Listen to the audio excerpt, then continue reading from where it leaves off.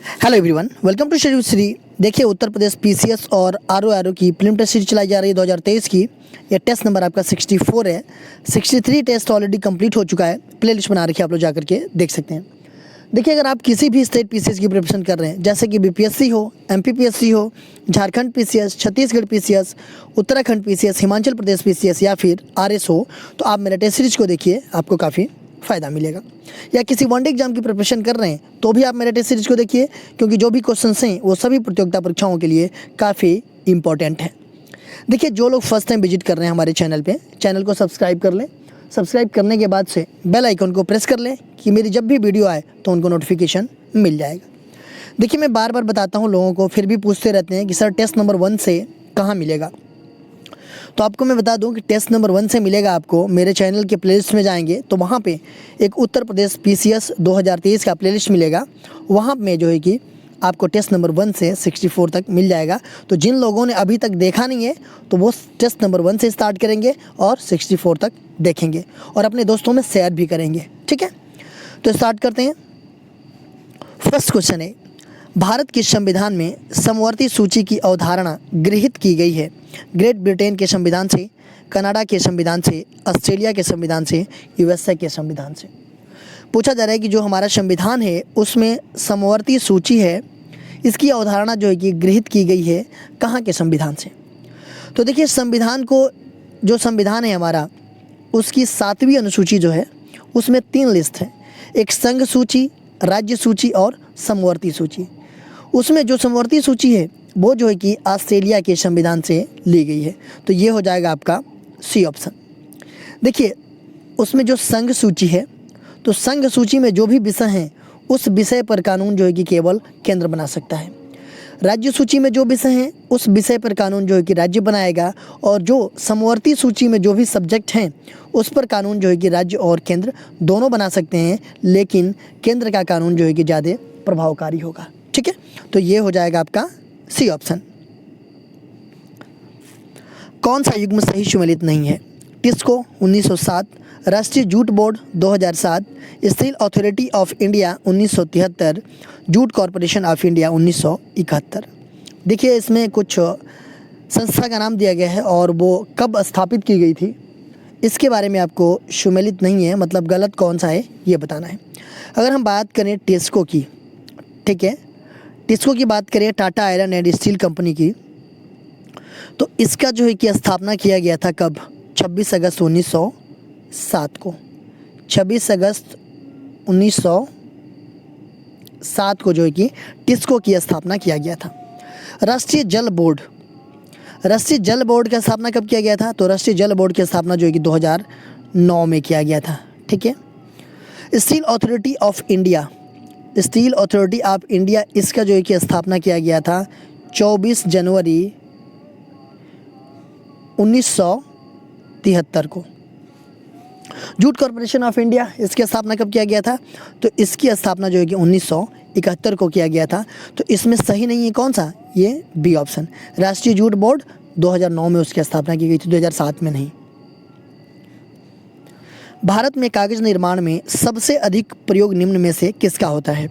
रद्दी कागज, सेलुलोज की लुगदी, मुलायम लकड़ी, बांस। देखिए, भारत में जो कागज निर्माण होता है उसमें सबसे अधिक प्रयोग किसका होता है? तो सबसे अधिक प्रयोग होता है आपका बांस का। डी ऑप्शन आपका सही है। उत्तर प्रदेश राज्य खनिज विकास निगम की स्थापना किस वर्ष की गई? 1974 में, 1975 में, 1976 में, 1993 में। पूछा जा रहा है कि उत्तर प्रदेश राज्य खनिज विकास निगम की स्थापना जो है कि कब किया गया? तो इसका स्थापना किया गया 23 मार्च 1974 को। 23 मार्च 1974 को इसका स्थापना किया गया था उत्तर प्रदेश राज्य खनिज विकास निगम की। देखिए, इसका मुख्य उद्देश्य क्या है कि प्रदेश में या अन्य स्थानों पर खनिजों से संबंधित भूवैज्ञानिक विश्लेषण करने के साथ साथ खनन कार्यों की वाणिज्य गतिविधियों का विकास करना इसका मुख्य उद्देश्य है राज्य खनिज विकास निगम की। तो ये हो जाएगा आपका A option. Regional food research and analysis centre कहाँ पर है? Lucknow, Allahabad, Kanpur, Ghaziabad. Regional food research and analysis centre, ये कहाँ पे है? तो ये है आपका लखनऊ में। ए ऑप्शन आपका सही है। गोकुल पुरस्कार योजना निम्नलिखित में से किससे संबंधित है? दुग्ध उत्पादन, कृषि उत्पादन, फल उत्पादन, सब्जी उत्पादन। गोकुल पुरस्कार योजना ये किससे संबंधित है? तो ये संबंधित है आपका दुग्ध उत्पादन से। ए ऑप्शन आपका सही है। पंचेहिल बांध किस नदी पर स्थित है? बराकर, कावेरी, दामोदर, ब्यास। पंचेहिल बांध किस नदी पे सिचुएटेड है? तो देखिए पंचेहिल बांध जो है कि ये झारखंड के धनबाद जिला में है, दामोदर नदी पे ये स्थित है।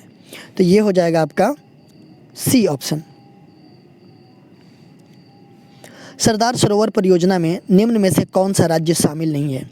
मध्य प्रदेश, महाराष्ट्र, गुजरात, उत्तर प्रदेश। सरदार सरोवर परियोजना, देखिए जो सरदार सरोवर परियोजना है ये जो है कि महाराष्ट्र, मध्य प्रदेश, गुजरात व राजस्थान की संयुक्त परियोजना है।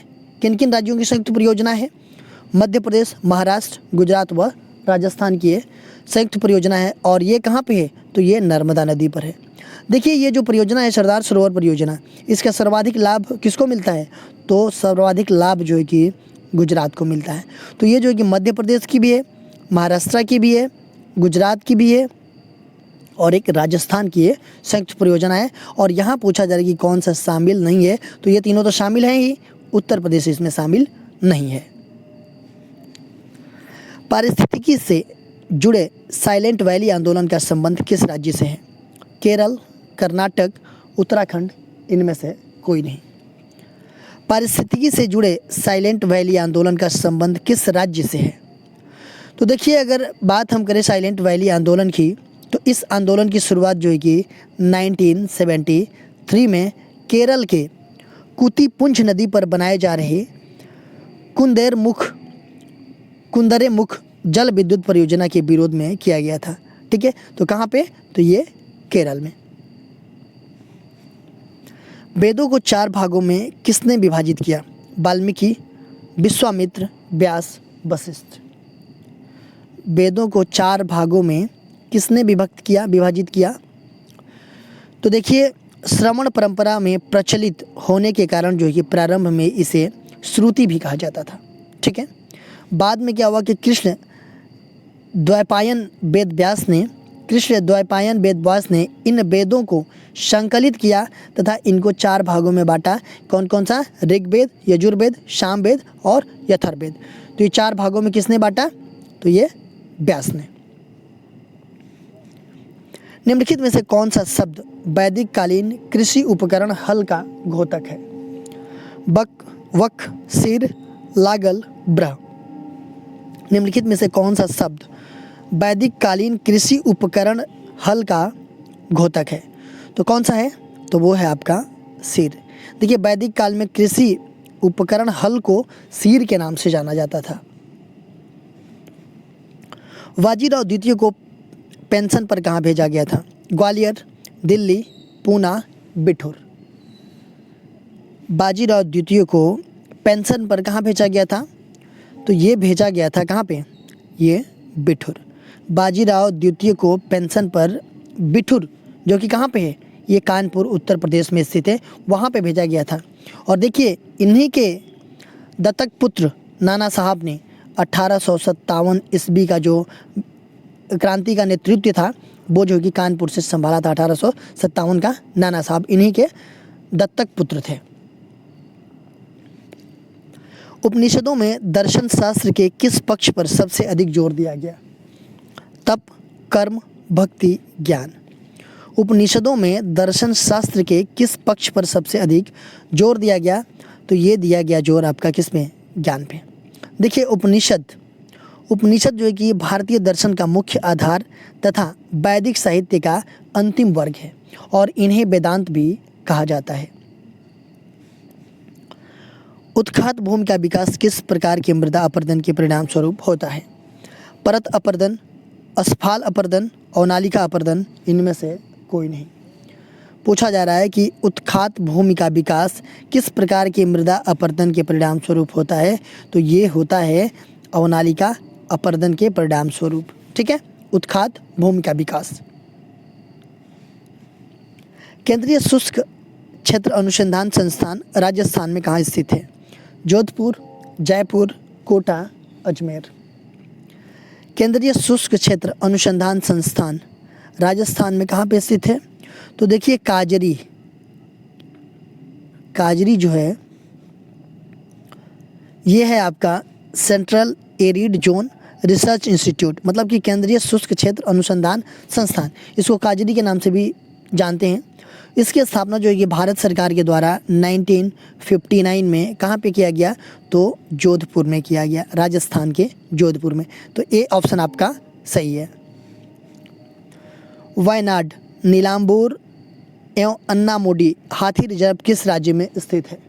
सिक्किम, केरल, आंध्र प्रदेश, तमिलनाडु। देखिए वायनाड, नीलांबूर एवं अन्नामोडी हाथी रिजर्व, ये हैं तीनों हाथी रिजर्व का नाम है।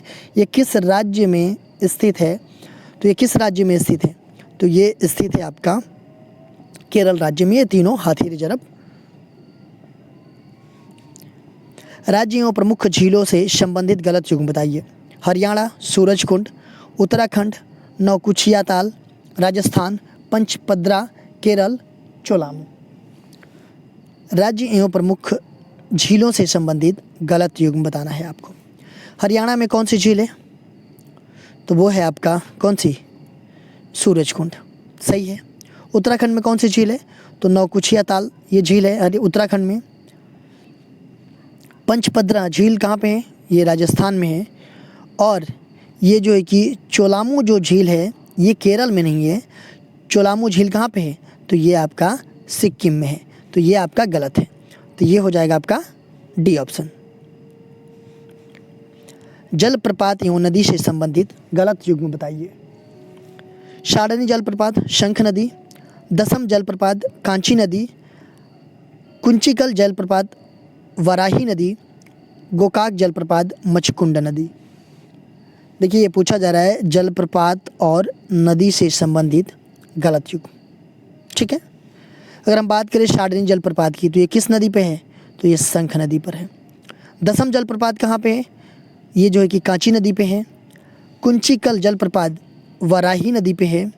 और गोकाक जलप्रपात कहाँ पे है? तो ये है आपका गोकाक जलप्रपात, ये घाट प्रभा नदी पर कर्नाटक में स्थित है। जबकि मचकुंड नदी पे कौन सा प्रपात है?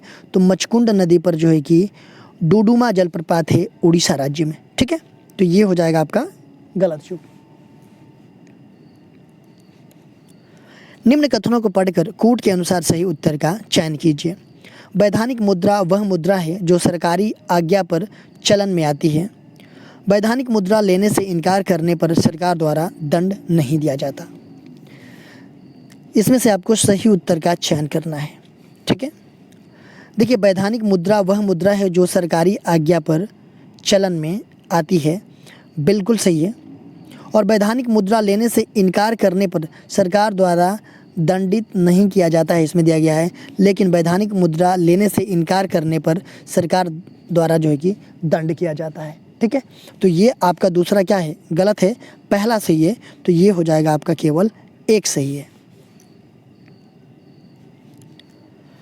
गांधीयान इनोवेशन का तात्पर्य है अधिक उत्पादन, कम निवेश से अधिक उत्पादन, अधिक लोगों के लिए, घरेलू अर्थव्यवस्था से अधिक उत्पादन, इनमें से कोई नहीं। पूछा जा रहा है कि गांधीयन इनोवेशन का तात्पर्य है, तो गांधीयन इनोवेशन का तात्पर्य है आपका कि कम निवेश से अधिक उत्पादन, अधिक लोगों के लिए। देखिए ये जो शब्दावली है ना, सर्वप्रथम प्रोफेसर प्रहलाद एवं R.A. माशेलकर द्वारा प्रयोग किया गया था ये शब्दावली। ये हो जाएगा आपका बी ऑप्शन। देखिए क्वेश्चन पूछा गया था आप लोगों से पिछले वीडियो में कि भारतीय राजनीतिक व्यवस्था में इनमें से कौन सर्वोच्च है? सर्वोच्च न्यायालय, संसद, संविधान, धर्म। भारतीय राजनीतिक व्यवस्था में इनमें से कौन सर्वोच्च है? तो कौन सर्वोच्च है? तो भारतीय राजनीतिक व्यवस्था में संविधान जो है कि सबसे सर्वोच्च है। संविधान से ही शासन के सभी अंग अधिकार एवं शक्ति प्राप्त करते हैं संविधान से ही। तो ये राजनीतिक व्यवस्था में सबसे सर्वोच्च कौन होगा? तो आपका संविधान होगा। आज का क्वेश्चन देख लेते हैं। शेरे पंजाब नाम से कौन प्रसिद्ध थे? लाला लाजपत राय, भगत सिंह, राजगुरु, उधम सिंह। शेरे पंजाब नाम से कौन प्रसिद्ध थे? ये आप लोग कमेंट बॉक्स में मुझे बताइएगा। इसका आंसर मैं नेक्स्ट वीडियो में आप लोगों को बताऊंगा। देखिए, आप मेरे चैनल को सब्सक्राइब कर लीजिए। सब्सक्राइब करने के बाद से बेल आइकन को प्रेस कर लीजिए कि जब भी वीडियो आए तो आपको नोटिफिकेशन मिल जाए। मेरा दूसरा चैनल है श्री GS पॉइंट, आप इसको भी सब्सक्राइब कर लीजिए। फेसबुक पे मेरा पेज है स्टडी विद श्री के नाम से, और इंस्टाग्राम पे हमारी आईडी है study with Shri 25 and Shri GS point. Study with Shri Telegram का हमारा चैनल है। इन सब का लिंक आपको डिस्क्रिप्शन में मिल जाएगा, वहाँ पे क्लिक करते आप यहाँ पे पहुँच जाएंगे। तो आप इन सब सारे जगहों से कनेक्ट हो जाइए, क्योंकि इन सब सारे जगहों पे स्टडी से रिलेटेड चीज़ें पोस्ट की जाती है, जिससे आप लोगों को फ़ायदा पहुँच सकता है। दोस्तों, वीडियो अच्छी लगती है तो आप एक लाइक कर दिया कीजिए, एक अच्छा सा कमेंट्स कर दिया कीजिए, अपने दोस्तों में शेयर जरूर किया कीजिए। अगर वीडियो अच्छी नहीं लगती है तो आप लोग डिसलाइक कर दिया कीजिए, और कमेंट बॉक्स में मुझे बताइए डिसलाइक क्यों किया। वीडियो देखने के लिए धन्यवाद।